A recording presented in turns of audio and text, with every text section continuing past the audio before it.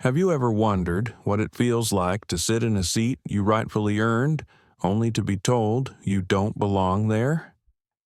Imagine boarding a plane, ticket in hand, heart steady, only to watch a stranger slide into your seat, and the world around you silently agree that they deserved it more than you. This isn't just about a chair on a flight. It's about dignity stolen in plain sight. About the moment when silence feels safer, but standing firm means rewriting the story. If it were you, would you move quietly to the back, just to avoid the stairs, or would you hold your ground, knowing the storm that might follow? This is the journey of Malik Anderson, a 15-year-old black billionaire boy, whose calm defiance turned a stolen seat into a national reckoning. His story will make you question not just what happened on that flight, but what it means for all of us. So stay with me, because once you hear what unfolded, you'll never look at an airplane seat the same way again. And before we begin, don't forget to like, share, and subscribe. Your support helps us bring stories that matter to light. The gate area of Aeroglobal Flight 227 hummed with the tired chatter of travelers preparing for a cross-country trip from New York to Los Angeles. Rolling suitcases clicked against the polished floor. Overhead, speakers called out connecting flights. It was the kind of ordinary late afternoon at JFK Airport that most people would forget by tomorrow morning. But in the middle of the crowd, one figure stood out, not because he tried to, but because everything about him seemed out of place in the eyes of the people watching. He was just 15. Slim shoulders beneath a charcoal hoodie, sneakers clean but not flashy, backpack hanging loose. His name was Malik Anderson. To the world of technology insiders, Malik was a prodigy. The boy who had built a software company in his bedroom and sold it for billions before he was old enough to drive. To the strangers around him, though, he looked like any teenager trying not to miss a flight. When the gate agent scanned his boarding pass, the small green light flashed. "First class, seat 2A, she said, almost surprised, then forced a professional smile. Malik simply nodded, whispered a polite thank you, and walked down the jet bridge. Inside the cabin, warm light spilled across wide leather seats. Passengers already seated lifted their eyes as he entered. The looks were subtle, an arched eyebrow, a tilt of the chin, but Malik felt them all the same. He had lived long enough, even at 15, to recognize the weight of disbelief in a stranger's stare. "Excuse me," Malik murmured as he tucked his backpack under the seat and settled into 2A by the window. He liked windows. As a kid, he had pressed his forehead against glass panes of old buses in Queens, watching the city blur past. Windows made him feel grounded, even now, sitting in a space reserved for the wealthy and powerful. From across the aisle, a man in a navy suit watched him openly. The man was in his 40s, salt and pepper hair slicked back, a leather briefcase at his feet. His expression wasn't curiosity, it was judgment. Malik kept his eyes on the seatbelt buckle, fingers steady as he clicked it shut. A few rows back, whispers started. He's just a kid. Maybe he wandered up here by mistake. Row 2. That's first class, isn't it? Malik heard it all. Years of experience had taught him the difference between casual conversation and the tone people used when they didn't believe you belonged. The flight attendants moved briskly through the aisle, placing jackets in overhead bins, offering sparkling water to passengers. One of them, Heather Wallace, slowed as she noticed Malik. Her smile flickered, then returned professional, but with a hint of hesitation. "Good afternoon," she said. "Can I see your boarding pass again?" Malik handed it over without protest. Heather scanned it, her brows knitting together. It clearly read 2A. She forced another smile. "Thank you."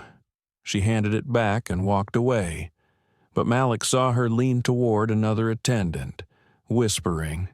He turned his face to the window. Out on the tarmac, baggage carts trundled by.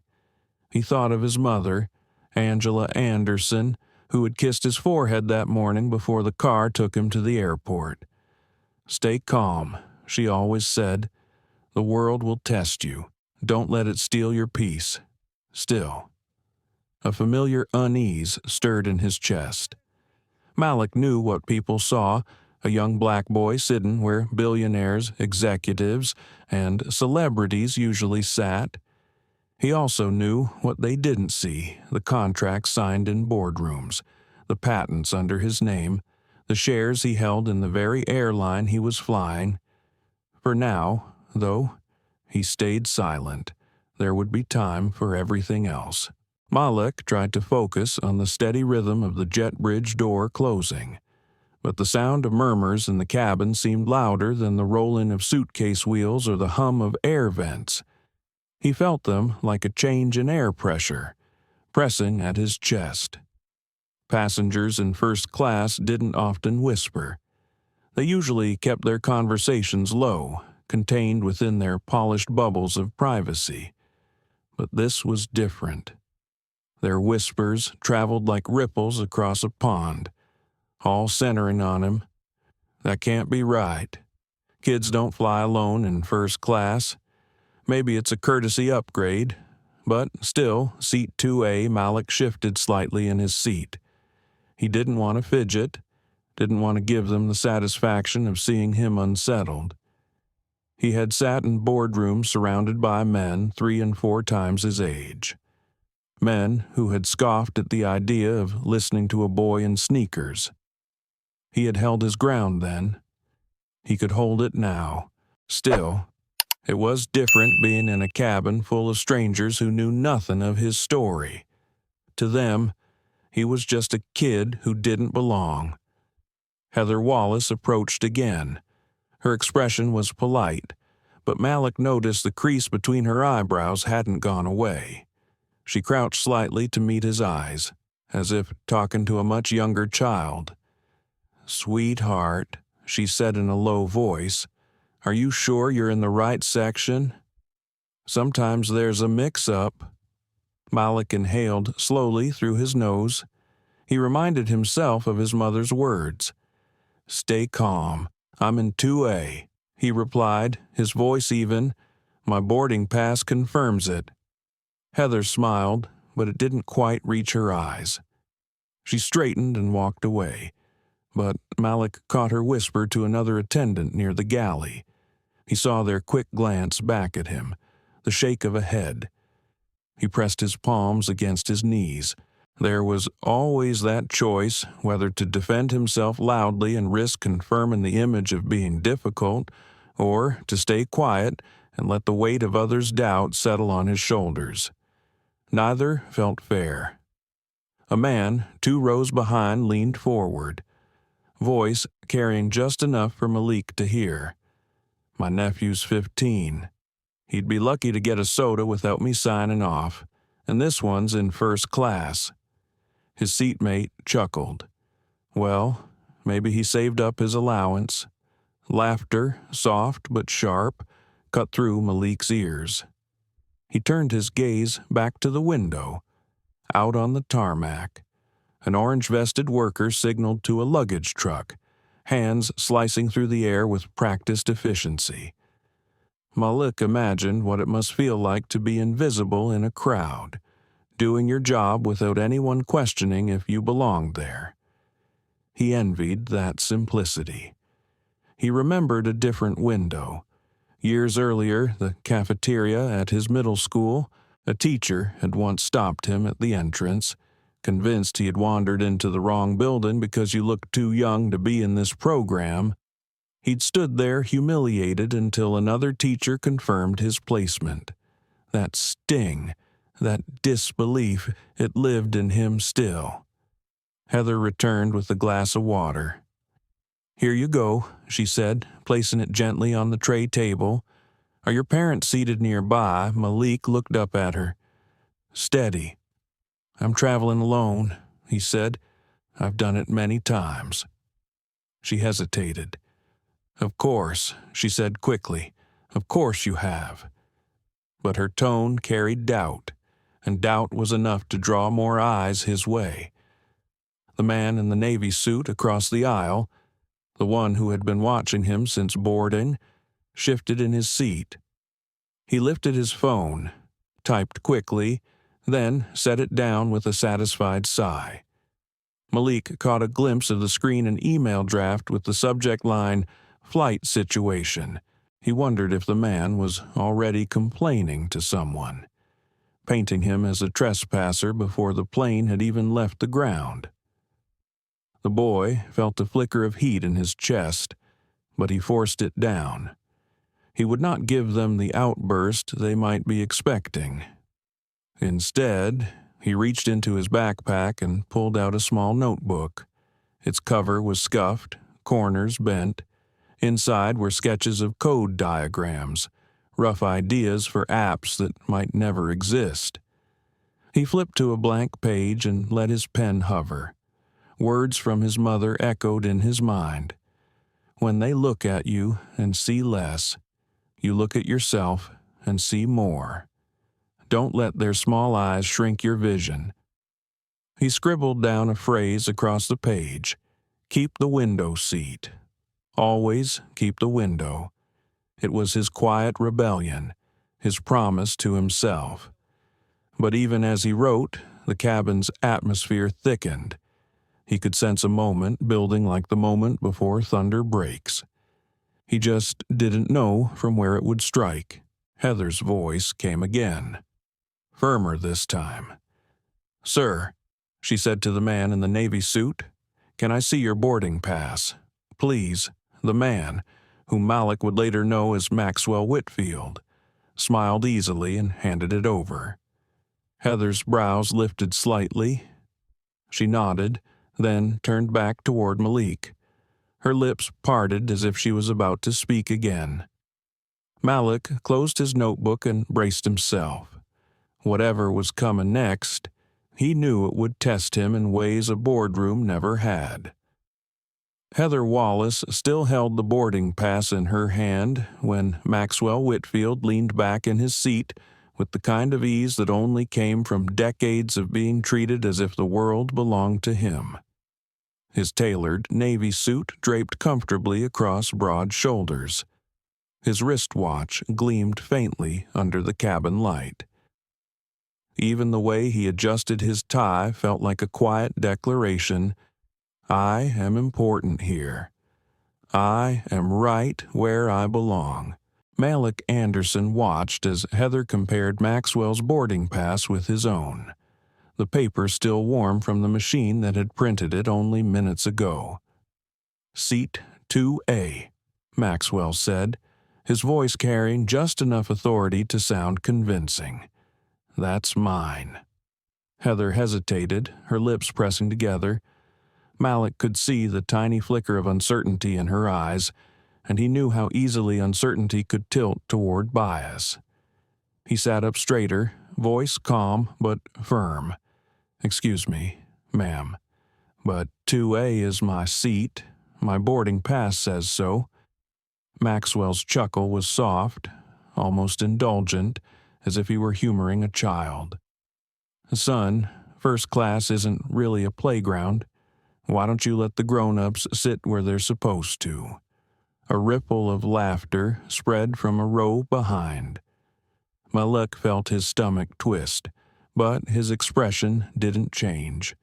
Heather looked from one to the other, torn between the evidence in her hands and the narrative being presented by a man who radiated corporate certainty. She crouched again beside Malik. "Sir," she said, trying for gentle professionalism, "perhaps there's been a mix-up.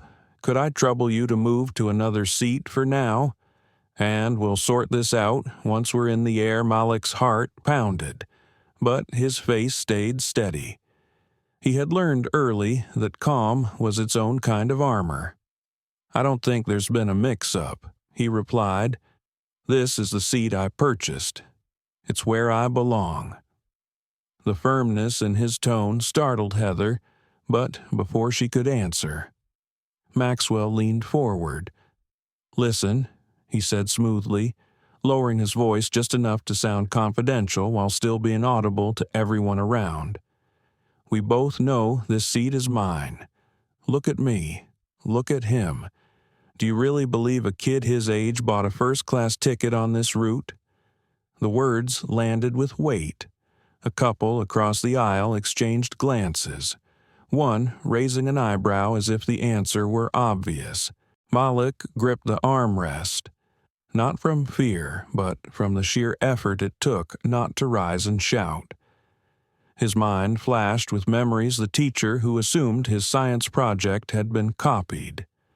The banker who asked if his mother was really his guardian when they opened his first account. Again and again. Disbelief was the shadow that trailed him. "I don't need you to believe it," Malik said quietly. "I just need you to respect it." The line caught Maxwell off guard. He blinked, then his lips curled into something harder than a smile. "Cute," he muttered, "but respect is earned. Boy." The last word hung in the air like smoke. Malik heard it clearly. So did Heather, and so did every passenger within earshot. Conversations that had been hushed now fell silent. The air in the cabin tightened.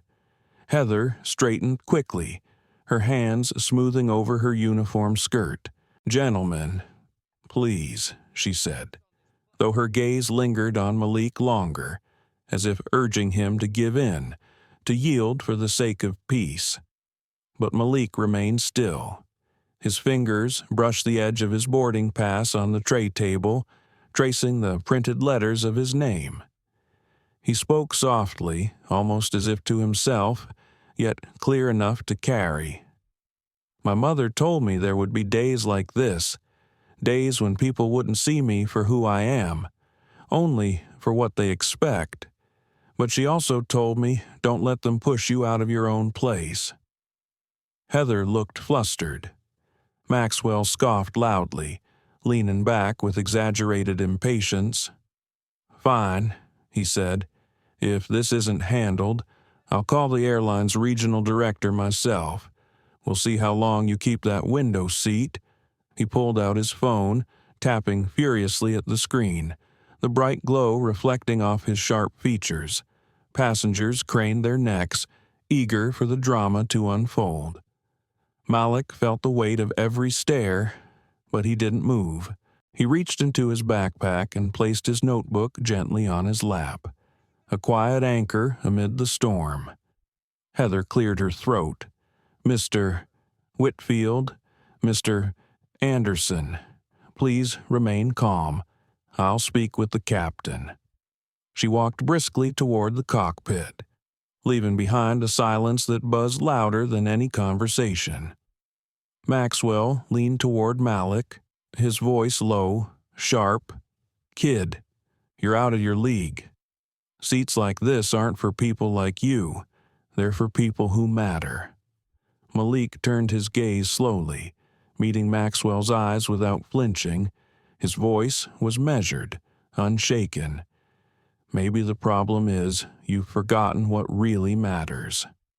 The words landed heavy, not just between them, but across the whole cabin. Even those who had laughed earlier now shifted uncomfortably, their faces betraying a flicker of doubt. Heather returned moments later, her expression unreadable. "Mr. Anderson," she said, "the captain has asked that you temporarily take seat 26E until we resolve this matter." There it was, the demand, dressed in politeness. Malik felt a lump rise in his throat, but he swallowed it down. Slowly, he gathered his notebook, his boarding pass, his dignity.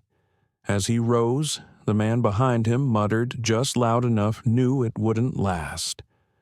The walk down the aisle felt endless, the rows stretching like a tunnel. Every step carried the weight of stares, whispers, judgments. His sneakers squeaked faintly against the carpet, the sound sharp in the hush. When he reached row 26, the air felt thicker, warmer. The seat was narrow, the legroom cramped, but Malik lowered himself into it without a word. He placed his backpack at his feet and pressed his palms against his thighs. In his pocket, his phone buzzed once, a short vibration. He glanced at the screen. A single message from his assistant read, "Code Falcon received. Stand by." Malik exhaled slowly. For now, he would wait. The cabin thought it had won. Maxwell reclined in comfort up front. Heather resumed her duties, face tight with forced composure. Passengers relaxed back into chatter, convinced the disruption had passed. But beneath the quiet, something far larger was already in motion. The aisle stretched before Malik Anderson like a narrow corridor of judgment. Each row he passed seemed to shrink the space around him. In first class, the air had felt cool, measured, perfumed with citrus from complimentary towels. Here, as he moved toward the back, the air grew heavier, tinged with coffee, recycled breath, and the faint musk of long travel. Passengers craned their necks as he walked by, some curious, some amused, others indifferent. The whispers that had filled the front cabin traveled behind him now, echoing like footsteps. Guess they figured it out. Told you that seat wasn't his. Back here makes more sense. A teenage boy wearing earbuds gave him a sympathetic glance, but didn't remove his headphones. A woman holding a toddler scooted her diaper bag closer to make room as he slid into row 26 seat E, the middle seat between a snoring man in a baseball cap and a college student scrolling through her phone. Malik lowered himself slowly, his backpack wedged uncomfortably at his feet. The seatbelt clicked shut with a hollow snap. He was pressed on both sides, shoulders brushing strangers, knees tight against the tray table. The narrowness of the seat felt less like confinement and more like accusation. He pulled his notebook onto his lap, but the space was too cramped to open it fully. Instead, he closed his eyes and tried to breathe. He could still see the look on Heather Wallace's face when she asked him to move, half professional concern, half quiet disbelief. He could still hear Maxwell Whitfield's chuckle, smug and dismissive. Stay calm, he told himself. Not every fight is won in the moment. Some are won in the waiting. A voice from the row behind broke through his thoughts. "Hey," a man said, leaning forward. "What happened up there?" "You lose your seat." Malik turned slightly, offering only a faint nod. The man chuckled. "Thought so.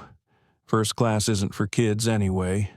Don't worry, you'll get there someday."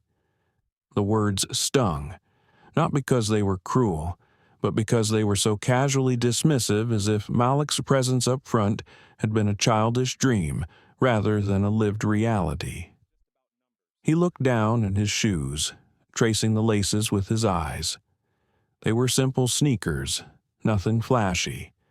He'd worn them on purpose. He had learned that wearing too much designer clothing at his age only invited more disbelief, not less. People couldn't reconcile the image of a black teenager in expensive shoes with the idea of honest success. The man in the baseball cap beside him snored loudly, shifting so that his elbow pressed into Malik's ribs. Malik edged closer to the college student on his other side. But she didn't look up, lost in a stream of TikTok videos. He thought of his mother again, Angela Anderson, working late nights as a nurse, telling him stories about dignity at the dinner table. "Your dignity is yours," she always said. "No one can hand it to you, and no one can take it away unless you let them." But dignity felt fragile here, squeezed into a narrow seat that reeked faintly of old coffee. A group of passengers across the aisle began whispering, pointing toward the front cabin. Malik caught fragments. That man in the suit. He said the kid was mistaken. Flight attendants backed him up. Their voices faded into laughter. Malik pressed his pen against his notebook, scribbling without form, just to hear the scratch of ink against paper. The sound grounded him. Then, a faint vibration buzzed in his pocket. He pulled out his phone, shielding the screen from curious eyes. A single message glowed. "Code Falcon received. Action pending. Remain calm." Malik exhaled slowly. It was enough to remind him that he wasn't alone in this. His assistant, his team, they knew what was happening. He had prepared for moments like this, even if he had hoped they would never come. But still, he wrestled with doubt. Was I too firm? Should I have given in sooner? Maybe I made it harder on myself. The college student glanced at his screen and frowned. "Everything okay?" she asked quietly. Malik looked at her. She seemed genuinely curious, not mocking.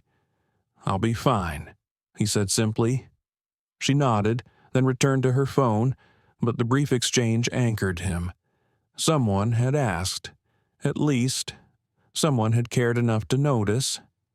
As the minutes stretched, the plane still hadn't begun to taxi. Passengers grew restless, shifting in their seats, sighing loudly. A businessman checked his watch every 30 seconds.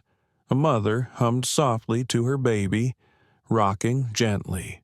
From up front, a voice carried down the aisle Maxwell's, loud enough for everyone to hear.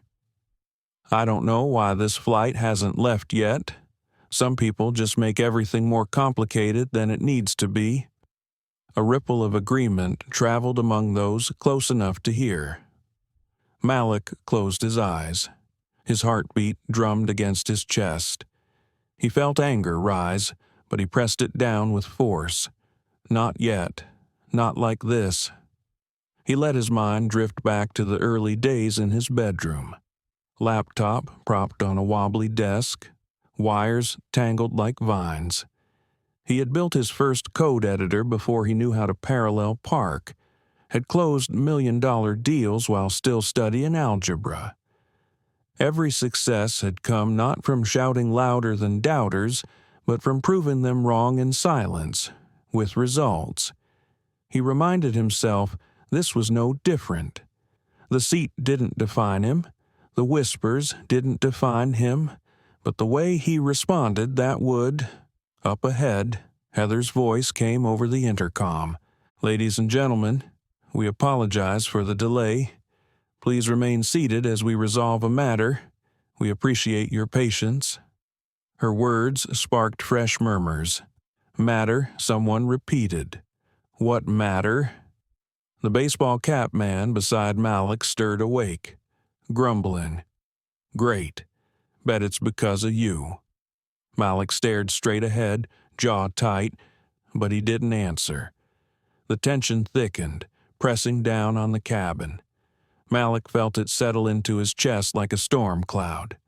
He knew something was coming, something bigger than a boarding pass dispute, and he would be ready. The cabin lights dimmed slightly as the plane remained stalled at the gate. Passengers grew restless, their chatter weaving a low hum that rose and fell like waves. But at row 26, Malik Anderson sat very still, the small glow of his phone resting discreetly in his palm. The words "Code Falcon received" still lingered on the screen. That code wasn't just a signal, it was a protocol. Months ago, his team had convinced him that for all his brilliance and resources, the world would still doubt him. dismiss him, even humiliate him in spaces he'd paid to enter. They insisted he prepare not for software bugs or boardroom battles, but for everyday bias that could erupt into crisis. Code Falcon was the plan, a coordinated system of alerts, contacts, and responses designed to protect not only Malik's dignity, but his safety. And now, sitting wedged between strangers who didn't know his name, the plan was alive. Across the aisle, a flight attendant whispered urgently to Heather Wallace. Their eyes flicked toward Malik, then back toward Maxwell Whitfield, who was lounging in first class as if he'd already won. He scrolled casually through his emails, chuckling at something on his screen, utterly confident the world would bend to his version of events. Malik tapped a single word into his secure messaging app, Standby. Within moments, his assistant back on the ground responded, "Legal team notified. Media contacts alerted. CEO Reynolds will be informed in 2 minutes." Malik's chest tightened. He had prepared for this, but the reality of it, the sheer weight of escalation, made his pulse quicken. His mother's voice rose again in his mind. "Stay calm. The louder they get, the quieter you get. That's how you win." He closed his phone, slid it into his pocket, and breathed deeply. A woman in the row across leaned toward him. "Sweetheart, don't let it get to you," she whispered. She was older, maybe in her 60s, her eyes kind but weary. "Some people think they own the sky. They don't." Malik managed a small smile. Her words were a fragile lifeline, proof that not every passenger saw him as a problem. But before he could respond, Heather's voice returned over the intercom. "Ladies and gentlemen, we regret the continued delay. Please remain patient as we address a seating issue. We will update you shortly." The businessman, 2 rows back, groaned audibly. "A seating issue. Come on, this is ridiculous." Maxwell seized the moment, raising his voice so it carried. "You see what happens when people don't know their place. Everyone suffers. We could have been in the air 10 minutes ago." The words cut through the cabin like a blade. Heads turned toward Malik. Whispers swirled, and for a moment, the weight of accusation fell squarely on his shoulders. He gripped the edge of his notebook, nails pressing into the cardboard cover. Every instinct told him to fight back, to shout his truth into the narrow air of row 26. But he stayed still. The storm was building, and sometimes storms destroyed themselves. At the front of the cabin, the cockpit door opened. Heather stepped out, her face tight. She walked directly to Maxwell, bent close, and whispered. Passengers craned their necks, hungry for signs.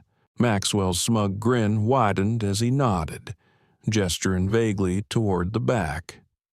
Malik's phone buzzed again. "Update, CEO Reynolds informed. Response inbound. Prepare for escalation." He slipped the device back into his pocket, heart pounding. It was happening faster than he expected. Suddenly, the intercom clicked again. "This is your captain speaking," a man's voice said, smooth but firm. "We've been made aware of a passenger dispute regarding seating. For safety and clarity, we are reviewing the documentation. Please remain seated." The words hung in the cabin. Passengers murmured. Some seemed annoyed at the delay, others curious. But Malik noticed a subtle shift. Reviewing documentation. That meant they couldn't ignore him. From the back of the plane, a young man raised his phone, angling it down the aisle. He was live streaming. The tiny red dot glowed as he whispered to his viewers. "Something crazy's going on. Kid up front got kicked out of first class. Whole plane's delayed now. Stay tuned. Malik's chest tightened again. The story was already leaving the cabin. Soon, the world would know. He leaned his head back against the seat, eyes closing briefly. His thoughts spiraled inward. Do I want this? Do I want the attention, the scrutiny, the headlines? I just wanted to sit in my seat, read my notes, and fly home. But another voice, steadier, rose to answer. This isn't just about me. It never is. If I stay silent, the next kid with darker skin and a bigger dream will face the same dismissal. Someone has to stand their ground. When he opened his eyes again, the live streamer's lens was still pointed toward him. Malik gave no performance, no gesture, just a calm face, quiet and unshaken. The college student beside him finally removed her earbuds. Is it true, she asked softly, that you really had that seat? Malik turned to her, voice even. Yes, and I still do. She studied him for a moment, then nodded. Then hold on to it. Her words landed deeper than she probably intended. Heather reappeared. Her tone clipped as she addressed the cabin. Mr. Anderson, she called, please come forward with your boarding pass. The captain needs to verify details. Gasps rippled. Passengers leaned out of their seats as Malik rose slowly, notebook in one hand, boarding pass in the other. He walked the long aisle forward, each step echoing against the thick carpet. Maxwell smirked as Malik approached. His legs crossed comfortably in 2A. Told you this wouldn't last, kid, he whispered as Malik passed. Malik didn't break stride. He handed the boarding pass to Heather, who passed it to the captain waiting at the cockpit door. The captain examined it carefully, brows furrowing, then turned toward Maxwell. Sir, the captain said clearly, I'll need to see your boarding pass as well. The entire cabin stilled. Maxwell's smirk faltered. He reached slowly into his jacket, producing the slip of paper. His hand shook slightly as he passed it forward. The captain compared the two passes, his eyes narrowing. Then his voice rang out, steady and undeniable. Mr. Whitfield, your boarding pass is for seat 14C, economy, not 2A. Gasps filled the air, followed by a stunned silence. Maxwell's face flushed crimson. That's impossible, he stammered. There must be some mistake. There is no mistake. The captain interrupted. Mr. Anderson is the rightful passenger for seat 2A. The cabin erupted. Some passengers cheered softly, others whispered furiously. The live streamer shouted into his phone, You heard it here. Kid was right all along. They tried to kick him out for nothing. Heather froze, her face drained of color. She looked from Maxwell to Malik, then back to the captain. Maxwell sputtered, trying to recover. Listen, this is a misunderstanding. I travel this route every month. But the captain raised a hand. Enough. Mr. Anderson, please reclaim your seat. Mr. Whitfield, you will return to your assigned seat immediately. If there's any further resistance, you'll be removed from the aircraft. The authority in his voice left no room for debate. Malik stood silently, gripping his notebook. For a heartbeat, he considered the walk back to row 26 sitting quietly, letting the moment pass. But then he remembered his mother's words, the sting of Maxwell's insults, the quiet laughter that had followed him down the aisle. He lifted his chin, turned, and began walking back, not to row 26, but toward the front. The whispers swelled into a roar as he approached 2A. Maxwell stood reluctantly, his hands trembling, his eyes burning with rage. Malik slid back into the seat that was his, placing the notebook gently on the tray table. The leather cushion felt different now, not just comfort, but reclamation. The captain addressed the cabin once more. "Ladies and gentlemen, this flight will be grounded until a full report is filed. We apologize for the inconvenience, but order and fairness must be maintained." And just like that, the storm Malik had endured was no longer his alone. The entire flight was grounded. The words hung in the air like an electric charge. "This flight will be grounded until a full report is filed." The captain's voice still echoed when the cabin erupted into a storm of reactions. Some passengers clapped softly, relief flickering across their faces. Others groaned, voices rising in protest. "You gotta be kidding me. I have a connection in Dallas. This is outrageous." Phones lit up across the cabin, fingers flying across screens, text messages fired, social media feeds updated in real time.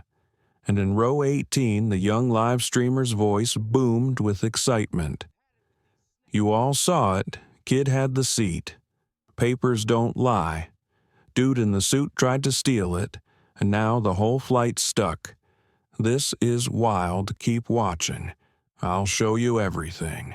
The tiny red dot on his phone glowed like an ember, carrying the story beyond the aircraft walls into thousands of feeds across the country. Heather Wallace stood frozen at the front, her composure fractured. She tried to busy her hands with the beverage cart, but her eyes darted nervously from Malik Anderson in 2A to Maxwell Whitfield fuming nearby. Maxwell's jaw worked furiously. He tugged at his tie, his voice pitched higher than before. "This is absurd. Do you know who I am? I have meetings that can't wait. I'm not sitting in some cramped economy seat like—" He stopped himself, but the implication was clear. Passengers shifted uncomfortably, some glaring at him outright. The older woman who had spoken kindly to Malik earlier leaned across the aisle.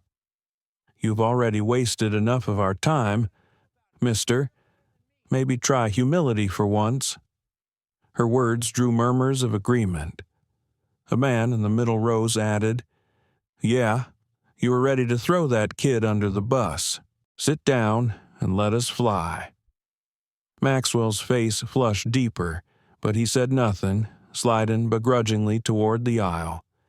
Malik sat motionless in 2A, hands folded on his notebook. The leather seat felt both vindication and burden. He had reclaimed what was his, but the storm around him had only grown. He could feel every gaze on him, some supportive, some skeptical, some simply curious. He breathed in slowly, shoulders rising and falling. Calm. Malik. Always calm. The intercom crackled again.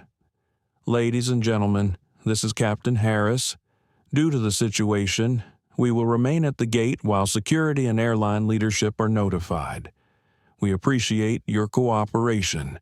That one word, security, shifted the cabin's energy again. Murmurs rose into worried voices. Security. On a seating mistake. Why are they treating this like a crime? Something bigger's going on? Malik's phone vibrated. He glanced down discreetly. A new message, media outlets requesting statements, CNN, NBC, Washington Post. "Sit tight. We're moving pieces in your favor." His pulse quickened. He hadn't asked for this spotlight, but once the live stream left the cabin, the story wasn't his alone. He closed his phone, exhaling. His mother's words echoed again. "When the world points its camera at you, make sure they see your truth, not your temper." From the back, Maxwell's voice suddenly roared. "This is harassment. That boy manipulated all of you. He probably printed a fake boarding pass. Enough. The captain's voice boomed through the intercom, cutting him off. The documents are verified. There is no question. Mr. Anderson holds the rightful seat. Applause broke out from several rows. Others joined in reluctantly, the sound filling the cabin. Malik lowered his eyes, emotion stirring deep inside. Not triumph, not gloating, just a quiet, heavy relief. For once, the truth had been spoken plainly, with authority. But the relief was fleeting. A uniformed ground security officer appeared at the cabin door. His presence drew a hush over the passengers.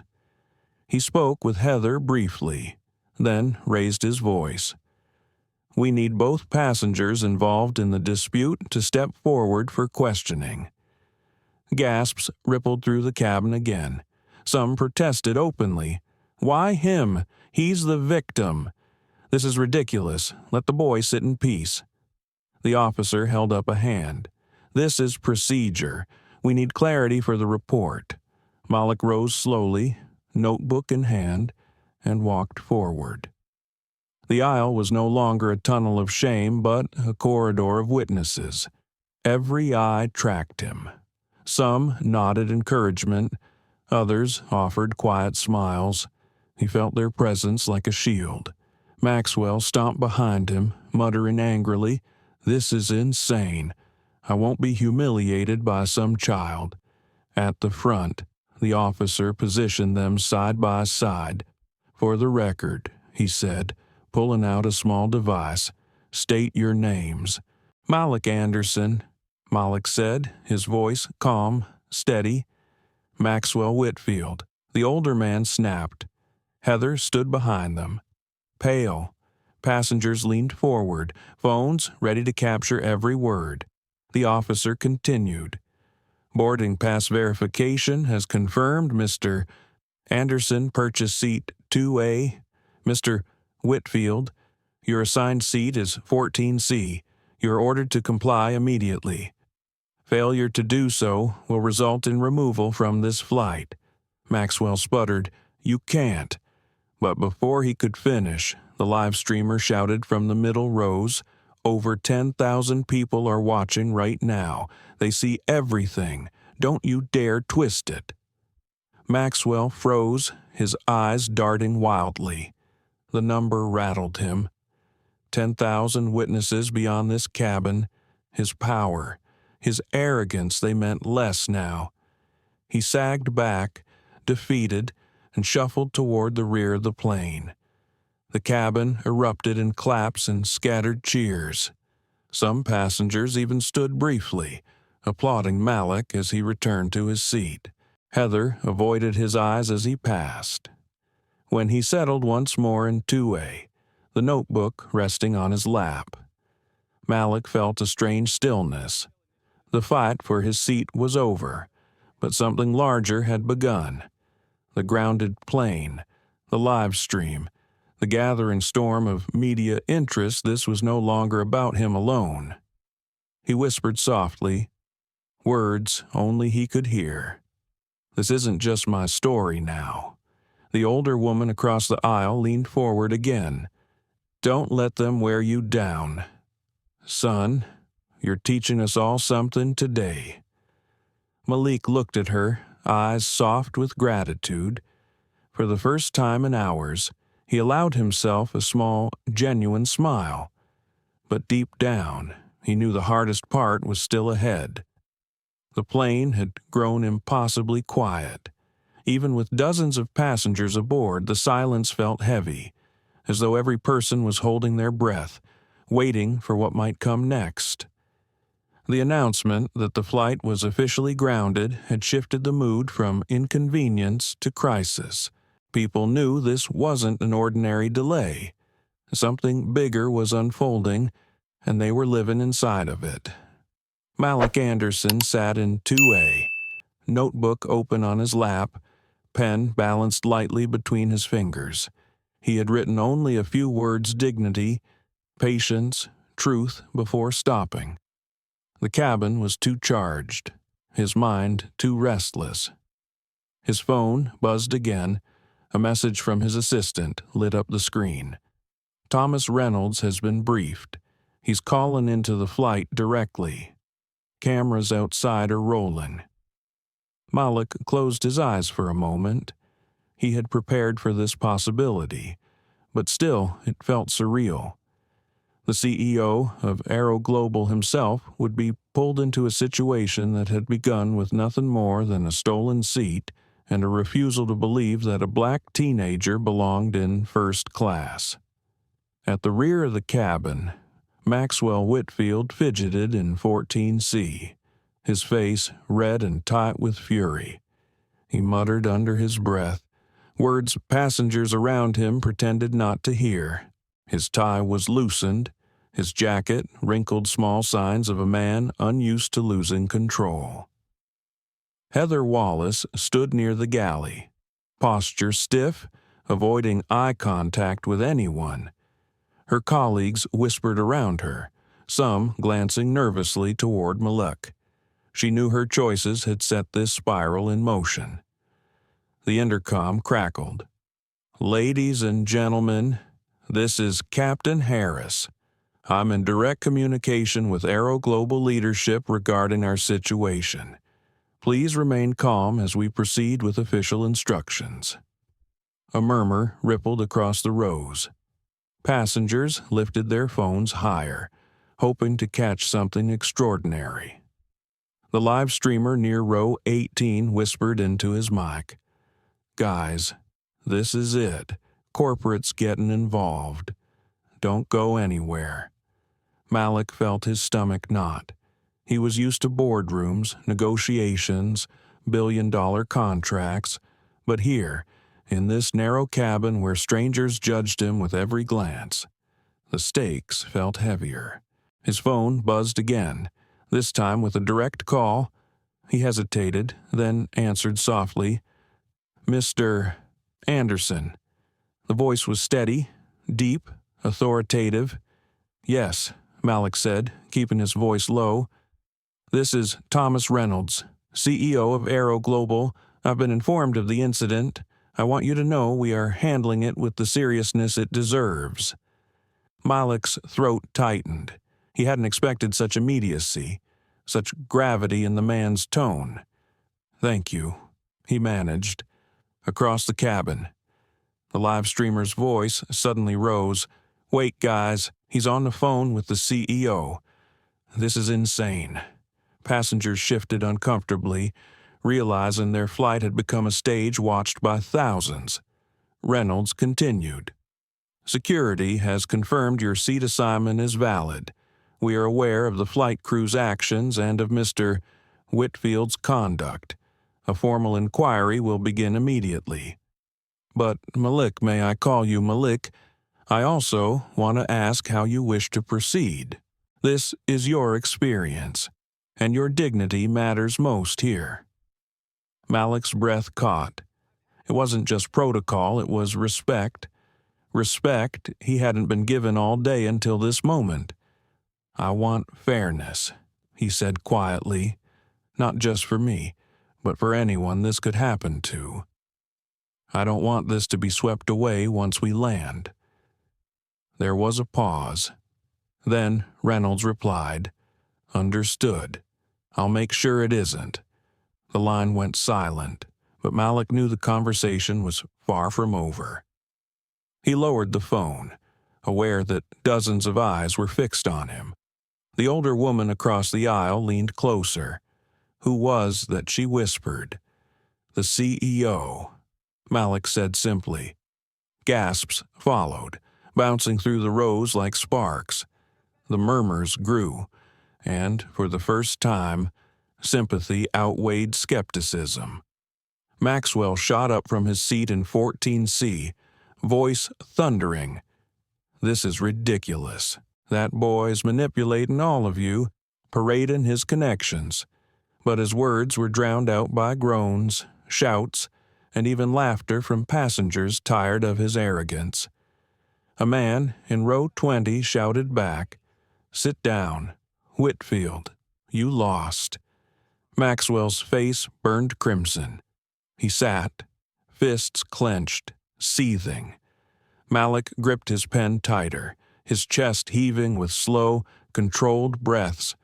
He felt the shift around him. The cabin itself seemed to lean toward him. No longer a hostile crowd, but a body of witnesses waiting to see what he would do next. He bent his head and wrote in his notebook.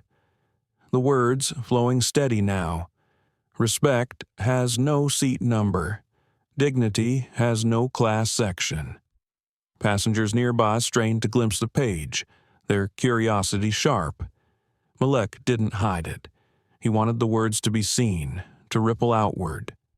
Heather finally stepped forward, voice trembling. "Mr. Anderson, Malik, I want to apologize. I failed to handle this properly. I should have believed your ticket. I should have treated you with fairness." The cabin hushed. Even Maxwell stared in shock at the admission. Malik looked at her for a long moment. He saw the fear, the shame in her eyes, but also a sliver of sincerity. He didn't let her off the hook, but neither did he strike her down. "You can't undo what's happened," he said softly, "but you can decide what you'll do next time." Her lips parted, but she said nothing. She simply nodded and stepped back, tears glinting faintly in the cabin light. The murmurs swelled again, this time tinged with approval. Passengers whispered to one another, their expressions softening toward Malik. He had not only claimed his seat, he had claimed the narrative. But beneath the calm surface, Malik's heart still raced. He thought of his mother, of the late nights she worked, of the way she always reminded him that his worth wasn't up for debate. He imagined her voice now, strong and steady. "You're showing them who you are. Son, hold steady." Outside, through the tiny oval window, Malik glimpsed flashing lights. Media crews had gathered near the gate. The story was no longer confined to this cabin. It was spilling into the world, unstoppable.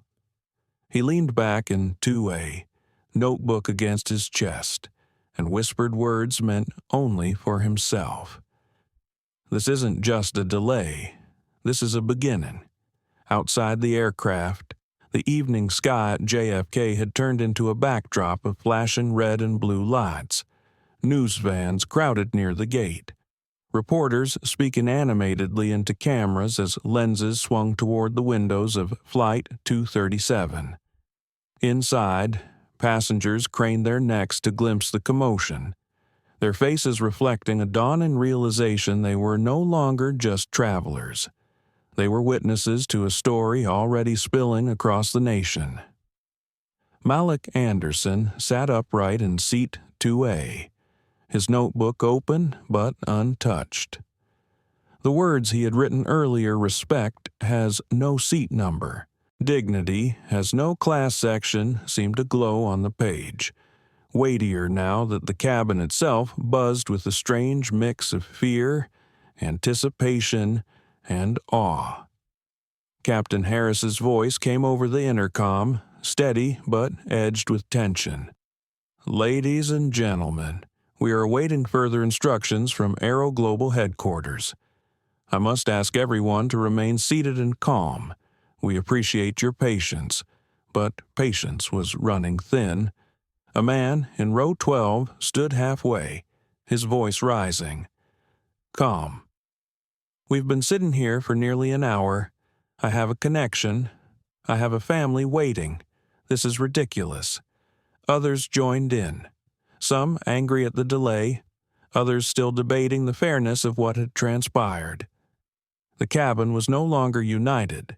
It was a spectrum of voices, some indignant, some supportive, some merely weary.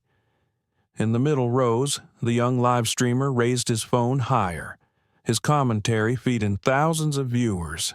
"It's blowing up. Guys, your justice for Malik is trending right now.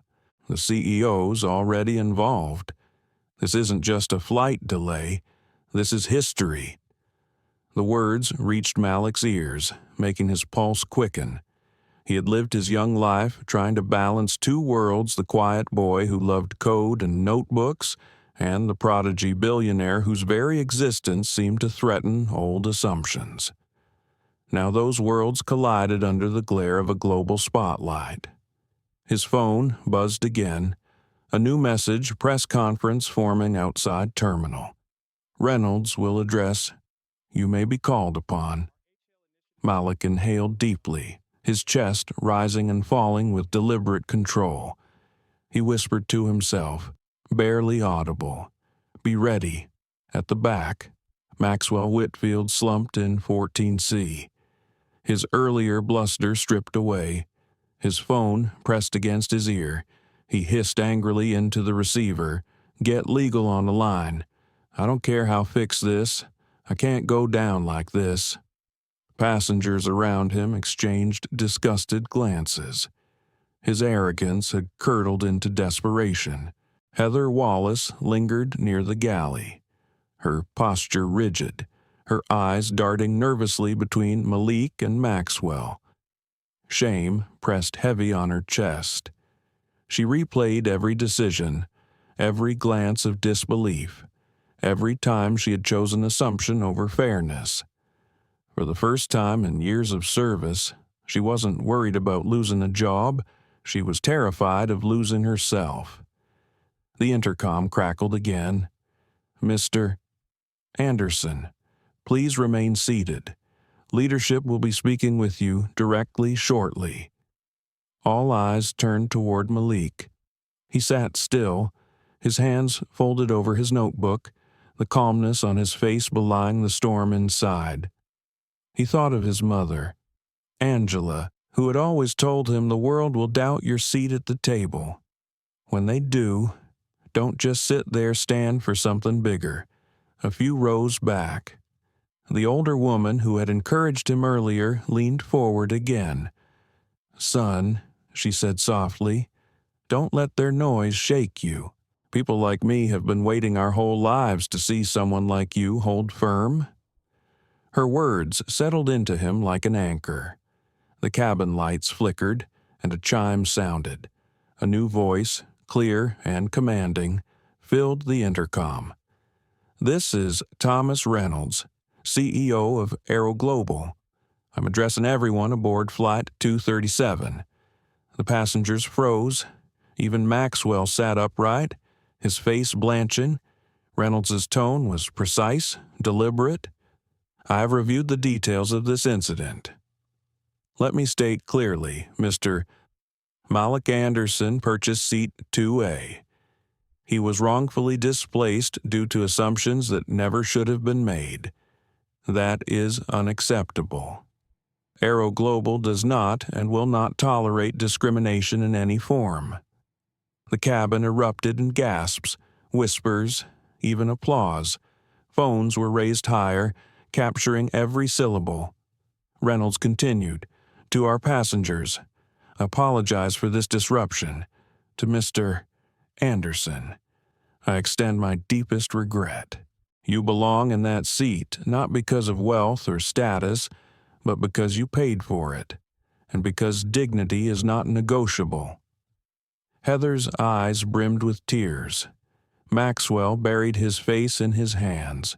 Malik sat motionless, his jaw tight, heart hammering. He hadn't expected such direct vindication. Not so publicly, not so soon. Reynolds's voice shifted, firmer.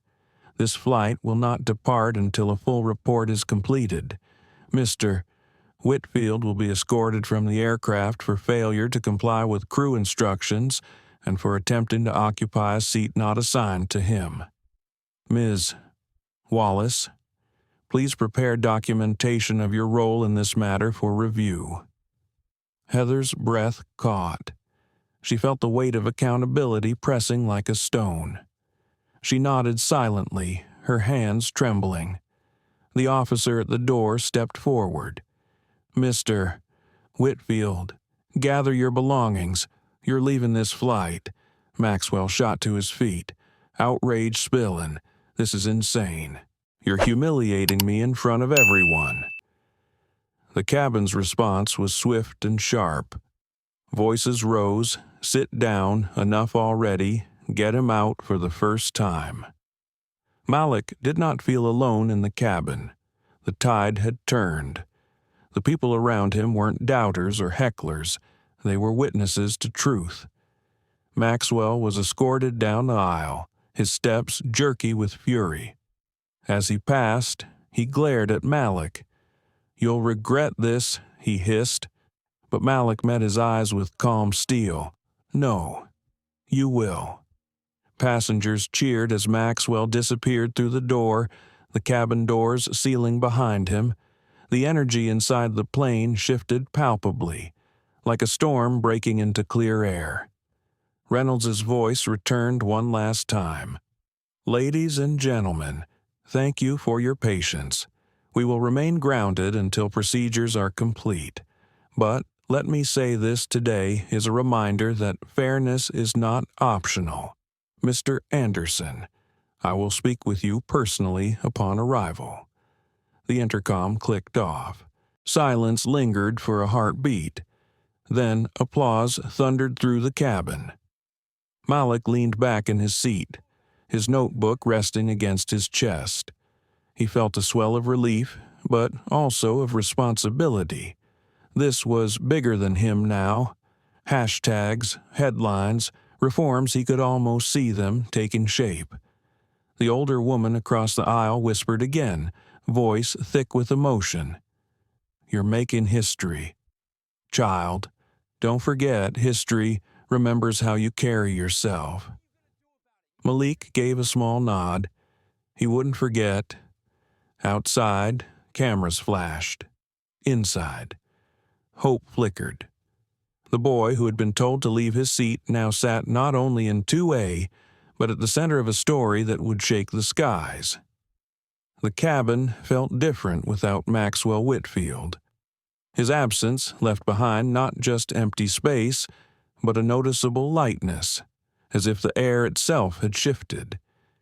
Yet beneath that calm, tension still pulsed. Passengers whispered in low tones, some offering Malik nods of respect, others busy broadcasting updates to friends and followers. Through the oval window, Malik could see the glow of news cameras outside the terminal, their lenses pointed like searchlights, hungry for a glimpse of the boy whose seat had stopped a plane. He leaned back in 2A, his notebook balanced on his knees. The words he had written earlier seemed to demand more now, as if calling him to expand them. He scribbled beneath, "It's not the seat that matters. It's the truth behind it." The pen paused mid-stroke. His chest felt tight. For years, Malik had preferred to let his work speak louder than his voice. He wasn't shy, he was deliberate. He believed in building quietly, proving people wrong with results, not speeches. But this moment was different. Silence, too, would speak. His phone buzzed once more. A message from his assistant press outside is asking for you. Reynolds will protect your choice. You can stay silent, or you can speak. Malik's fingers tightened around the phone. He imagined stepping off the plane into a wall of flashing cameras, reporters shouting questions, headlines waiting to be written. He imagined his mother watching from home, her heart pounding with both pride and fear. The older woman across the aisle leaned in, her eyes searching his. "Son, they'll want you to say something, but don't talk because they want it. Talk if you want it." Her words settled like a gentle weight. He closed his eyes, breathing slow. Heather Wallace approached cautiously, her face pale, her uniform rumpled from the long standoff. She stood just beside his seat. "Mr. Anderson," her voice trembled. I know I don't deserve your forgiveness, but I need to say this. The way I treated you, it wasn't fair. I let my assumptions lead me, and now the world is watching my failure." Malek looked up at her. Steady. "The world isn't just watching your failure," he said quietly. "They're watching what you do with it." Her eyes filled with tears, and she nodded, retreating back toward the galley.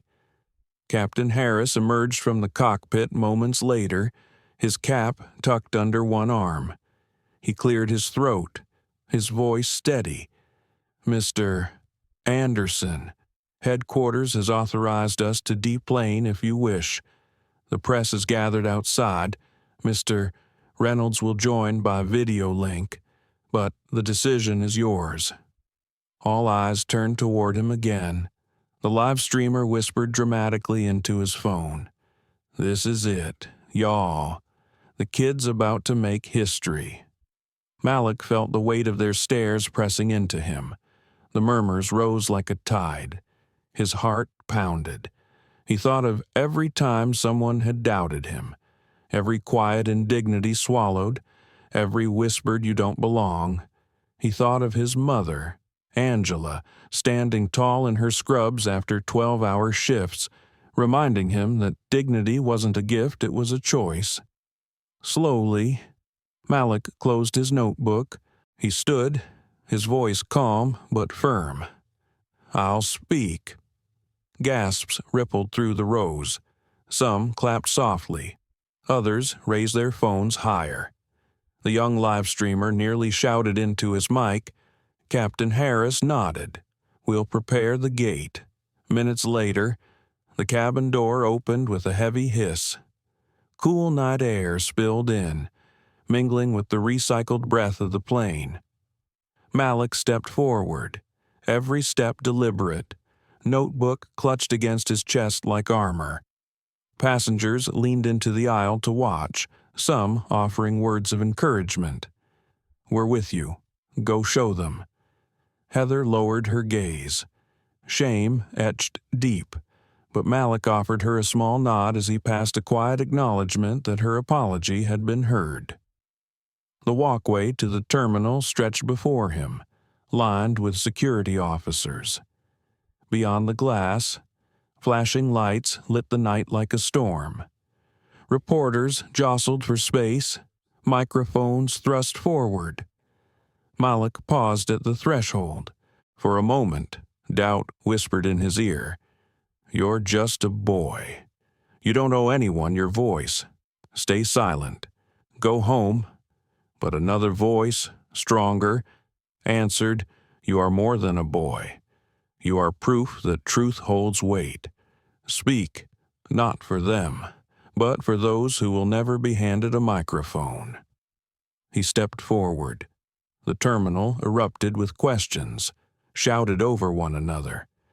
"Malek, what happened in the cabin? Did they discriminate against you? How does it feel to ground an entire flight?" The noise pressed in, suffocating. Malik raised a hand gently, and to everyone's surprise, the crowd quieted. Cameras tilted closer, lenses clicking like mechanical heartbeats. His voice was calm, low, but carried. "I didn't ask for tonight to happen. I just asked to sit in the seat I paid for. A seat that was mine. But when people looked at me, they didn't see someone who belonged. They saw what they expected, and they tried to take my place." He paused. The silence that followed was heavier than the noise. "This isn't just about a seat. It's about every time someone's dignity is questioned because of who they are. It's about respect, and respect shouldn't depend on your skin, your age, or your status. Respect should be the default." Cameras flashed furiously, reporters scribbled notes. Some passengers who had followed him into the terminal nodded vigorously, tears in their eyes. "I'm not here to shame anyone," Malek continued, his tone softer now.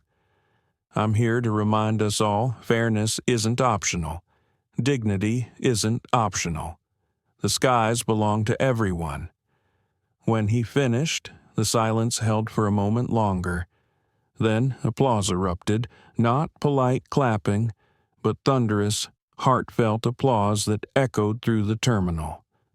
Malik lowered his notebook, his shoulders easing for the first time that night. He hadn't shouted. He hadn't demanded. He had simply spoken the truth. And the truth, carried through cameras and headlines, would travel farther than he ever could alone. Behind him, the older woman who had supported him on the flight whispered to a nearby reporter, tears streaking her cheeks. "That boy just gave us hope." Malik turned back toward the plane. He knew this wasn't the end. It was the beginning of something larger, something he hadn't planned but could no longer avoid. And as he walked back down the jet bridge, flashes still bursting behind him, he whispered to himself, "Tonight." Silence wasn't an option. The press room at JFK's International Terminal was a frenzy. Rows of microphones lined the long wooden podium, their black wires tangled like vines reaching toward a single spotlight. Reporters filled every seat. Others stood in aisles or pressed against the back wall, phones raised high, live streaming to millions. On the screens mounted overhead, the words scrolled in bold white letters, Aero Global Emergency Press Conference. Thomas Reynolds, CEO of Aero Global, stepped into the room. His dark suit was sharp, his expression even sharper. The cameras clicked in a rapid-fire chorus, catching every tilt of his jaw, every blink of his tired eyes. He was a man used to commanding boardrooms, not apologizing to the world. But tonight, he had no choice. He stood behind the podium, cleared his throat, and looked directly into the cameras. "Good evening. I am Thomas Reynolds, CEO of Aero Global. Tonight, Flight 237 from Los Angeles to New York was delayed for several hours after an incident on board. It is my responsibility to speak clearly about what occurred." The room hushed. Reynolds continued, his tone deliberate, each word landing heavy. A young passenger, Mr. Malik Anderson, lawfully purchased seat 2A in first class. He was displaced by another passenger who believed, wrongly, that he had more right to that seat. Flight staff failed to intervene properly. They allowed assumptions to guide their actions, and those assumptions were wrong. I will not soften this. It was racial bias, and it was unacceptable. Gasps rippled through the room. Reporters scribbled furiously, tweets flying faster than his words. For a CEO to say the phrase racial bias so directly, it was unprecedented. Reynolds held his ground. "I have spoken to Mr. Anderson. I have apologized on behalf of Aero Global, and I'm here tonight to tell the public this airline will be held accountable." Effective immediately, the passenger who attempted to occupy Mr. Anderson's seat has been removed from the flight and banned from Aero Global services pending review. The flight attendant involved, Ms. Heather Wallace, has been placed on administrative leave until an independent investigation is complete. Heather, watching from the crew room near the gate, bowed her head, shame pressing like a stone on her chest. Reynolds continued, "This isn't about one boy." But a small ripple grew, a recognition of the weight of the words. And then, in a move no one expected, Reynolds paused, looked to the side door, and said, "But you don't need to hear only from me. You need to hear from the one whose dignity was questioned tonight. Ladies and gentlemen, Mr. Malik Anderson." The room erupted. Cameras swung toward the doorway as Malik stepped inside, his notebook in his hands, his slight frame almost swallowed by the oversized blazer he had thrown on. For a moment, The flashes blinded him, the noise overwhelming. But then he spotted her, his mother, Angela, standing quietly near the back, tears glistening, her chin lifted in pride. Malik walked slowly to the podium. Reynolds stepped aside, letting him stand at the center. Microphones crowded his face. The entire world seemed to hold its breath. He opened his notebook, the scrawl of his handwriting staring back at him. His voice, when it came, was steady. Low, but it carried. Good evening. But then he spotted her, his mother, Angela, standing quietly near the back, tears glistening, her chin lifted in pride. Malik walked slowly to the podium. Reynolds stepped aside, letting him stand at the center. Microphones crowded his face. The entire world seemed to hold its breath. He opened his notebook, the scrawl of his handwriting staring back at him. His voice, when it came, was steady, low, but it carried. Good evening. My name is Malik Anderson. I am 15 years old. I'm also the founder of a technology company, and I've been called a billionaire. But tonight, none of that mattered. Tonight, I was just a boy who paid for a seat and was told I didn't belong in it. The room stilled. I didn't plan to make a speech. I didn't plan to ground a plane. But when people look at me and decide I don't belong, it isn't just about me. It's about every kid who gets told to wait outside. Every person who has to prove they deserve what they've already earned. That has to change. I'm not asking for special treatment. I'm asking for equal treatment. For me, for you, for everyone. Because dignity should never have to be earned. It should always be honored. The cameras flashed brighter. The crowd rose in ovation. Reynolds stepped forward again, placing a hand gently on Malik's shoulder. The boy's composure under pressure, his ability to speak truth without venom, it was not just moving, it was transformative. Outside, hashtags exploded. Justice for Malik, as respect has no seat, dignity in the skies. Cable networks interrupted programming to broadcast the speech live. Commentators debated not whether it was historic, but how far its impact would reach.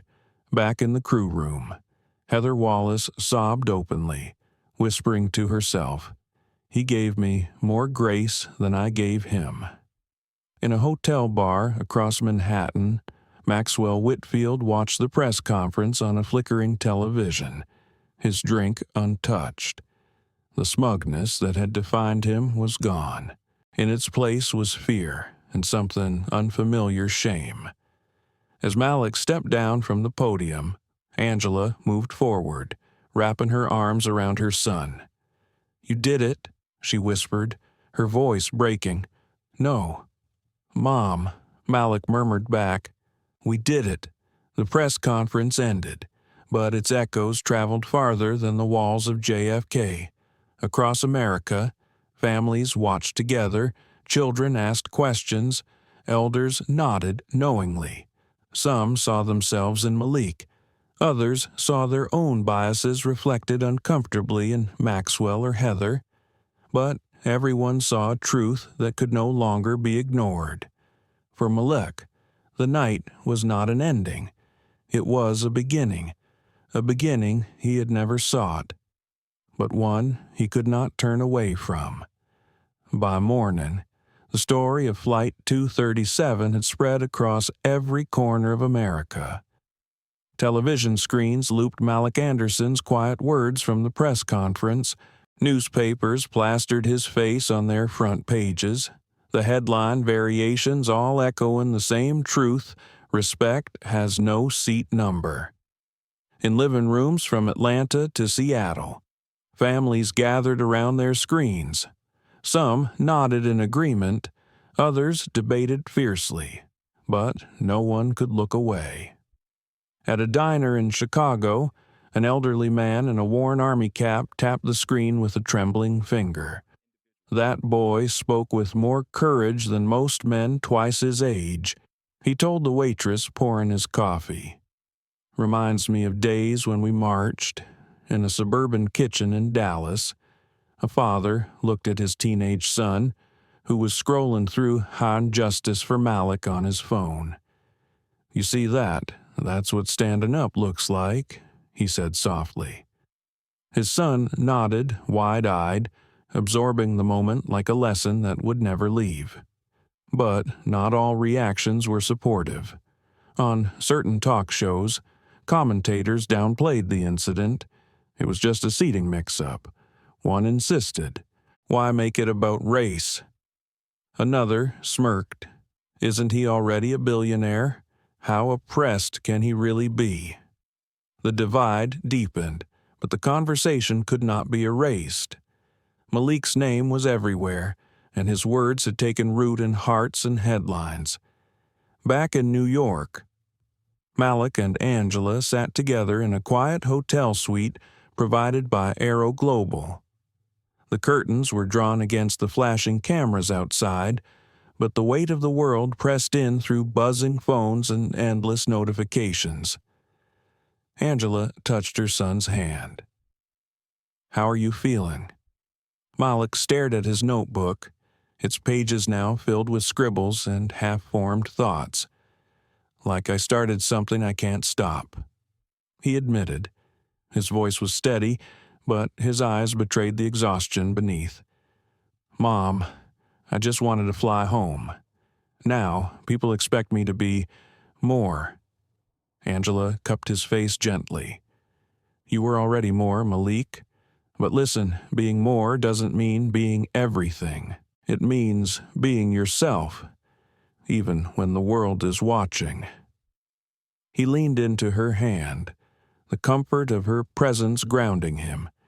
Yet doubt still tugged at him. He thought of Heather's trembling apology, of Maxwell's furious glare, of the boy in him who just wanted to code in peace. Was he ready to be a symbol that night? Thomas Reynolds called. His voice was careful, respectful. "Malik, the response has been overwhelming. Civil rights groups, politicians, even business leaders, they want to meet with you. They see you as the face of something larger." Malik sighed. "I'm just a kid." Reynolds paused. "That's exactly why they're listening. Because truth from your mouth can't be dismissed as ambition or politics. It's pure. It's real." Angela interjected gently. "Thomas, he needs space. He's not your spokesperson. He's my son." Reynolds agreed, though Malik could hear the urgency under his words. "Understood. But the tide has turned, and it's carrying him whether he wants it or not." After the call, Malik sat by the window, peeking through the curtain at the reporters outside. He whispered to himself, "What if I mess it up? What if I say the wrong thing?" Angela placed his notebook in his lap. "Then you'll write again. You'll speak again. The wrong word doesn't erase the right truth." Meanwhile, across the country, ripples of the incident stirred new voices. At a high school in Atlanta, students organized a walkout, carrying signs that read, "Respect in the skies," respect everywhere. In Oakland, activists planned a rally at the airport, chanting Malik's words, "Dignity should never have to be earned. It should always be honored." Heather Wallace, suspended and waiting for the investigation, watched these reports from her apartment. Shame gnawed at her, but also something else resolve. She drafted a statement for the airline, admitting her bias and pledging to undergo any training required. "Alone," she whispered, "if that boy can face the world with grace, so can I." Maxwell Whitfield, on the other hand, retreated into silence. His law firm distanced itself, clients cut ties, and the once powerful executive found himself branded a symbol of arrogance. In his penthouse, he replayed Malik's words, the echo taunting him. Respect should be the default. He poured a drink, but left it untouched, staring into the glass as if searching for answers he had never sought before. Back in New York, Malik scrolled through his phone, reading messages from strangers. Some were simple. "Thank you for speaking." Others were heartbreaking. "I was told to leave a seat once, too. I never forgot the shame." Each one pressed into his chest, heavier than the last. Angela noticed the strain. "Malik, you don't have to carry all of this alone." He looked up, eyes weary. "But if I don't, who will?" Angela pulled him into a hug. "One voice can start a song, but it takes many to make a choir. Let others sing with you." That night, Malik dreamed of sitting in seat 2A again. But this time, the cabin was filled with people of every age, every color, every walk of life. They all turned to him, waiting. He woke with his heart racing, unsure if it was fear or hope. The next morning, Aero Global announced the creation of a new initiative. The Anderson Protocol, a system designed to ensure no passenger would ever again be displaced without full verification. Coupled with mandatory anti-bias training for all staff, Malik's name was now woven into company policy, his story institutionalized. But the boy himself sat quietly in his hotel room, staring at his notebook. He wrote slowly, "This isn't the end. It's the first chapter." 2 weeks after Flight 237, Malik Anderson found himself standing at the base of the U.S. Capitol. The marble steps stretched upward like an invitation and a challenge all at once. News cameras lined the edges of the plaza, and reporters murmured in anticipation. Malik's name was now woven into company policy, his story institutionalized, but the boy himself sat quietly in his hotel room, staring at his notebook. He wrote slowly, "This isn't the end. It's the first chapter." 2 weeks after Flight 237, Malik Anderson found himself standing at the base of the U.S. Capitol. The marble steps stretched upward like an invitation and a challenge all at once. News cameras lined the edges of the plaza, and reporters murmured in anticipation. The boy who had grounded a flight was now walking toward the halls of Congress. Angela walked beside him, her hand brushing his arm for reassurance. "You don't owe them more than your truth," she whispered. Malik nodded, clutching his notebook close to his chest. His truth had carried him this far. Now it had to carry him farther. Inside, the grand rotunda buzzed with the shuffle of aides and the hum of whispered speculation. Lawmakers filled the chamber, some curious, others skeptical. Malik Anderson as our first witness. The room quieted. Malik stepped forward, his sneakers squeaking softly against the polished floor. He climbed onto the raised seat, adjusted the microphone, and opened his notebook. His heart raced, but his voice, when it came, was calm. "Good morning. My name is Malik Anderson. I'm 15 years old. A few weeks ago, I boarded Aero Global Flight 237 with a ticket for seat 2A. But when I got there, someone else was in my seat. The staff assumed I didn't belong. They almost removed me, and an entire flight was grounded because people couldn't believe I had the right to sit where I'd paid to sit." A ripple of murmurs moved through the chamber. Malik lifted his gaze. "I'm not here because of money. I'm not here because of headlines. I'm here because what happened to me happens to people every day, in smaller ways, quieter ways, ways that never make the news. They're told to move, to wait, to prove they belong, And most of the time, nobody listens. But you're listening now. The lawmakers leaned in. Some nodded. Others shifted uncomfortably. "I'm not asking for new privileges," Malik continued.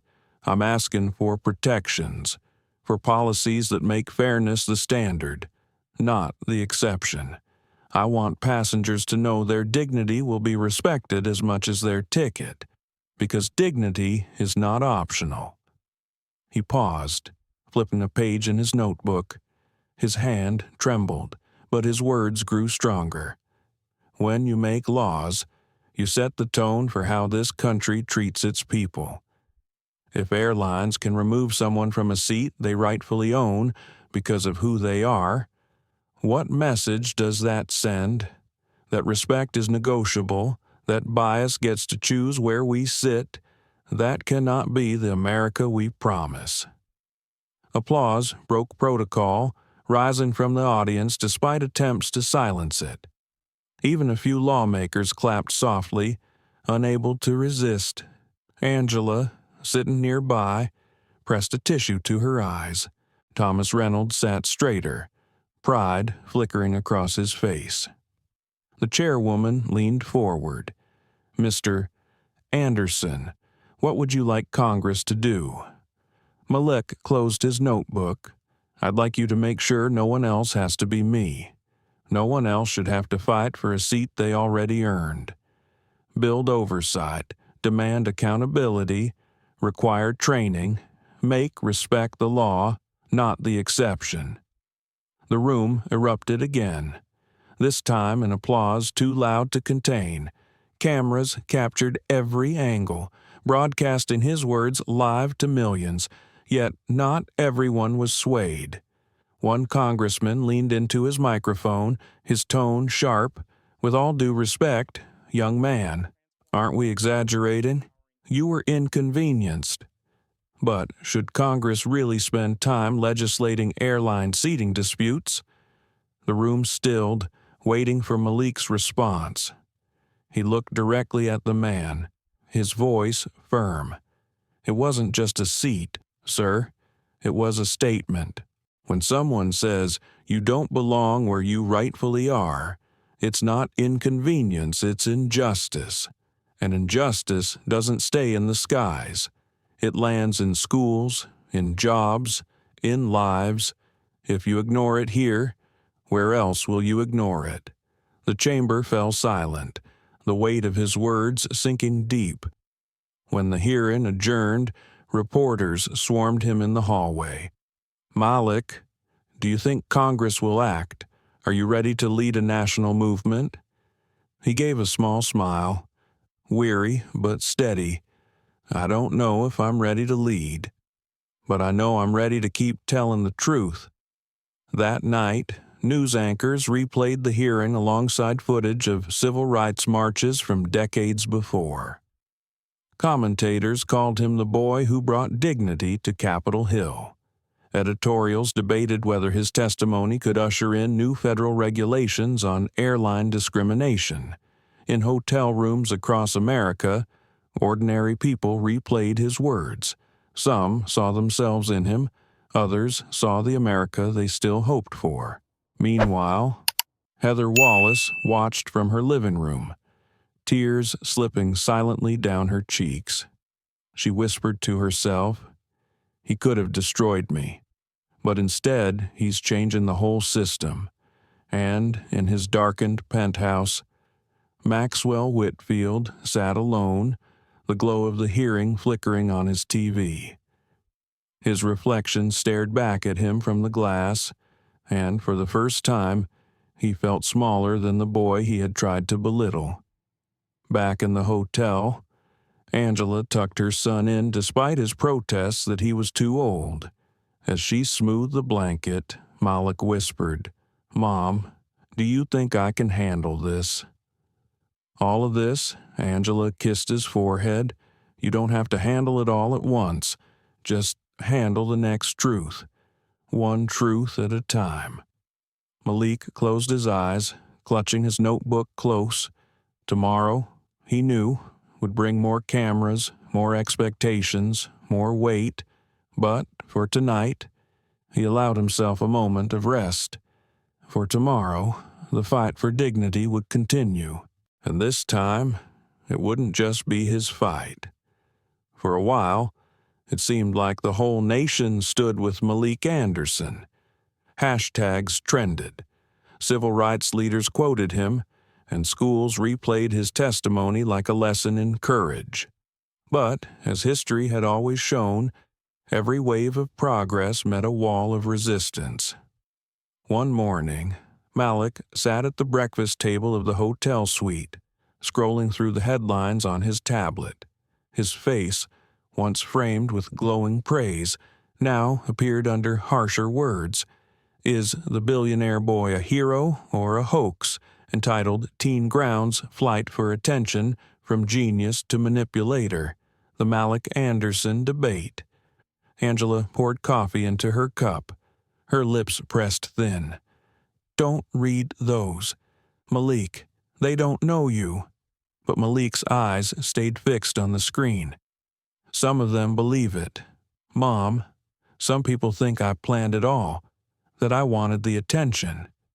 Angela set the pot down harder than she meant to. Let them think what they want. You know the truth. Malik put the tablet aside, but the words clung to him like burrs. He wasn't used to being doubted on this scale. Before, skeptics had questioned his business skills, his youth, his success. Now they were questioning his heart. Later that day, Thomas Reynolds visited the suite. His tie was loose, his face weary.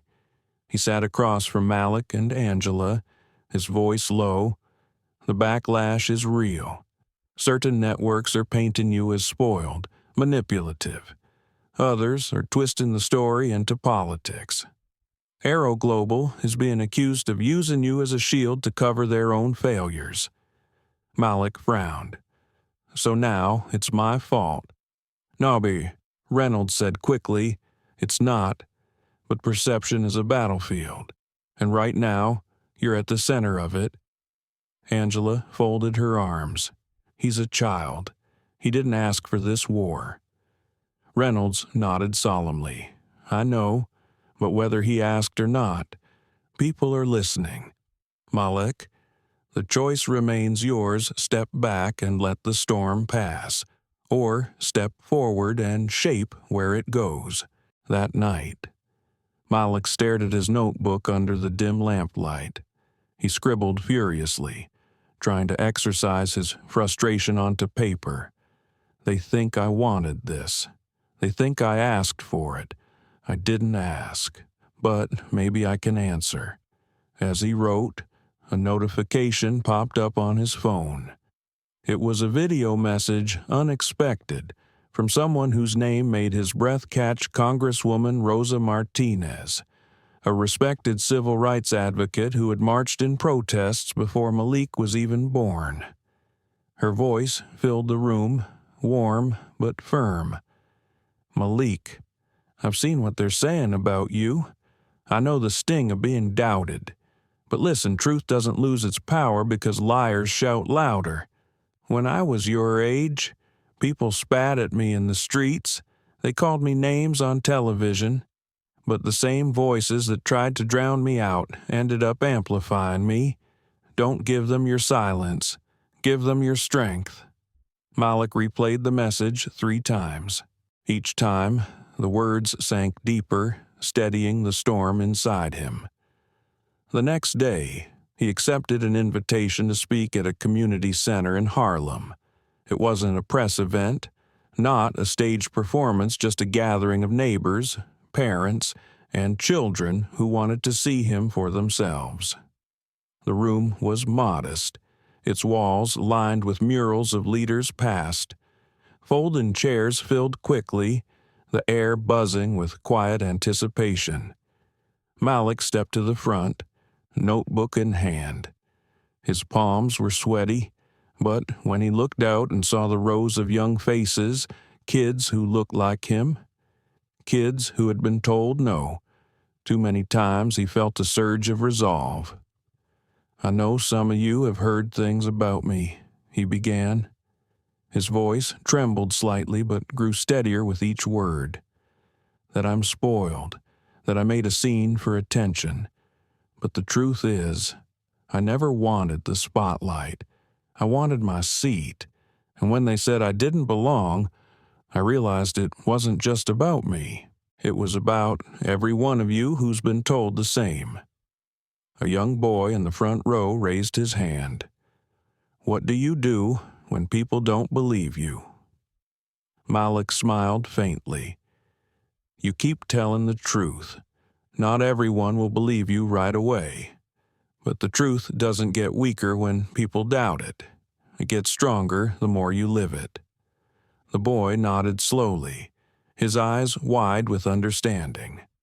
Angela watched from the side, pride swelling in her chest. Her son wasn't just defending himself anymore. He was lifting others. After the talk, a woman approached Malik, tears in her eyes. She hugged him tightly. "My daughter was told last week she couldn't be in the advanced class because kids like her don't usually excel. Tonight, she sat straighter listening to you. Thank you for giving her that." Malik swallowed hard, his throat tight. For the first time since the backlash began, he felt the balance tip again, not in headlines, not in politics, but in hearts. Meanwhile, Heather Wallace watched the community center live stream from her apartment. She saw Malik speak gently, with more grace than she could have imagined. The boy she had doubted was showing her what leadership really looked like. She whispered to herself, "If he can face them with courage, so can I." But in another corner of the city, Maxwell Whitfield plotted. His career in ruins, he sought revenge. In a private meeting with a lawyer, he slammed his fist on the table. "If the boy thinks he can destroy me, he's wrong. I'll sue him. I'll sue the airline. I'll drag him through court until the world questions everything about him." The lawyer shifted uneasily. "Mr. Whitfield, after that testimony, suing a 15-year-old might not. I don't care." Maxwell snapped, "If I go down, I'm taking him with me." The storm was far from over. But as Malek left the Harlem Center, children running up to hug him, Angela walking proudly at his side, he realized something vital. The backlash wasn't the end. It was proof that his words mattered, because if his voice hadn't shaken the ground, no one would be trying so hard to silence it. The storm reached its breaking point 1 month after Flight 237. Maxwell Whitfield filed a lawsuit against Malik Anderson and Aero Global, claiming defamation and emotional distress. News outlets ate it up, framing it as the billionaire boy versus the fallen executive. But, unlike before, Malik was not caught off guard. He had allies now: lawyers, civil rights groups, even members of Congress who had been moved by his testimony. Most importantly, he had his mother, who reminded him every night, "Son, this fight is about truth, and the truth doesn't break under pressure." On the day of the hearing, the courthouse overflowed with cameras. Protesters lined the sidewalks, some holding signs that read, "Stand with Malik," others jeering with messages twisted by bias. Inside, Malik sat quietly at the defense table, notebook in his hands. Across the room, Maxwell glared at him with the intensity of a man drowning, desperate to pull someone else down with him. His lawyer droned about reputational harm and financial losses, but the argument sounded hollow against the backdrop of viral videos and eyewitness accounts. When Malik's turn came, he stood slowly, his voice calm but clear.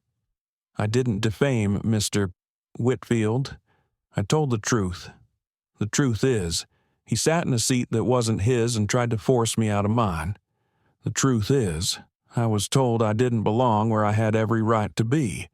If telling the truth harms someone's reputation, maybe it wasn't the truth that hurt them, it was their actions. The courtroom hushed. Even the judge leaned forward, struck by the clarity of his words. Maxwell's face twisted in anger. You think you can ruin me and walk away clean. You're just a kid. Malik turned, his gaze steady. I'm just a kid who refused to move. The judge banged his gavel for order. A week later, the case was dismissed. Maxwell's attempt to salvage his name collapsing in public shame. But something unexpected happened too. Heather Wallace, the suspended flight attendant, requested to meet Malik privately. Angela was hesitant, but Malik agreed. They sat together in a quiet office at Aero Global headquarters. Heather's hands trembled as she clasped them on the table. I don't expect forgiveness, she said, her eyes red, but I need you to know I've replayed that night 1,000 times. I saw your calm, your grace, and I realized how blind I'd been. I'm in training now, not because the airline told me, but because I can't live with myself if I don't change. And, if you'll let me, I want to use my mistake to teach others. Malik studied her for a long moment. Then he opened his notebook, flipped to a page, and slid it across the table. On it, he had written, "The world isn't watching how you fall. It's watching how you rise." Heather's breath caught. Tears spilled down her cheeks. "Thank you," she whispered. The healing didn't erase the pain, but it planted something new possibility. Weeks later, Aero Global launched the Anderson Protocol publicly, with Malik invited to stand beside Reynolds at the announcement. Training modules, anonymous reporting systems, oversight committees. It was more than policy, it was a promise. But Malik knew his role wasn't just at podiums or policy tables. One evening, he returned to Harlem to speak again, this time to a larger crowd. The community center overflowed with families, students, elders. Angela sat in the front row, her eyes bright with pride. Malik stepped onto the stage, notebook in hand. A month ago, I was told I didn't belong in a seat I had paid for. That night, I thought it was just about me, but I learned something it was about all of us. Every time someone is told they don't belong, the world shrinks, and every time someone refuses to move, the world grows. He paused, scanning the crowd. I don't want the world to remember me as the boy whose seat was stolen. I want the world to remember that respect is not optional, that dignity is not negotiable, that fairness is not up for debate. Applause filled the room, rolling like thunder. Malik smiled faintly. I'm still just 15. I still make mistakes. I still like writing code more than writing speeches. But if my voice can help even one person sit a little taller, walk a little prouder, or refuse to give up their rightful place, then it's worth it. The applause grew louder. Children standing on chairs to clap, elders wiping tears. In that moment, Malik wasn't just a boy or a billionaire. He was a bridge, a reminder that truth spoken calmly can travel farther than anger shouted loudly. Outside the community center, reporters waited. But when Malik emerged, he didn't head straight for the microphones. Instead, he knelt to speak with a young girl holding a notebook just like his. "Do you write too?" he asked. She nodded shyly. "Sometimes, but I don't think anyone cares what I say." Malik handed her his pen. "They will. Just keep writing. One day, the world will need your words." The cameras caught the exchange, and by morning, It was everywhere. But Malik didn't care about the headlines anymore. He cared about the girl with the notebook, the boy in the front row, the mother who whispered thank you after his speech. He cared about the quiet ripples that would outlast any storm. That night, back in the hotel, Angela kissed his forehead as he drifted to sleep. The city hummed outside, restless as ever, but inside, Malik dreamed not of seats or courtrooms or cameras, but of skies wide enough for everyone, because the fight wasn't just about where he sat, it was about where the world was heading. And, thanks to one boy who refused to move, it was heading somewhere better at its heart. Malik Anderson's story is not about airplanes or even wealth. It is about the simple truth that dignity should never be negotiable. His journey reminds us that injustice often appears in the smallest moments being questioned, being doubted, being told you don't belong. Yet, it is in those same moments that courage can shine the brightest. For older generations who have witnessed decades of change, Malik's quiet strength is a reminder that progress is not always loud. Sometimes it looks like sitting calmly in the face of anger. Sometimes it sounds like refusing to move, even when silence feels easier. The lesson here is one of presence. Hold your ground, not just for yourself, but for those who come after you. Speak your truth with calm, because calmness disarms louder lies. And remember, every time you protect your dignity, you make space for others to hold on to theirs. In life, you may not control the storms, but you can choose how to stand in the rain. Malik chose dignity, and in doing so, he gave the world hope. Thank you for being here and walking with us through this powerful story. If it touched your heart, please take a moment to like, share, and subscribe to the channel. Your support not only keeps these stories alive, but helps them reach others who may need the reminder that dignity, courage, and justice still matter. Together, let's keep these voices strong.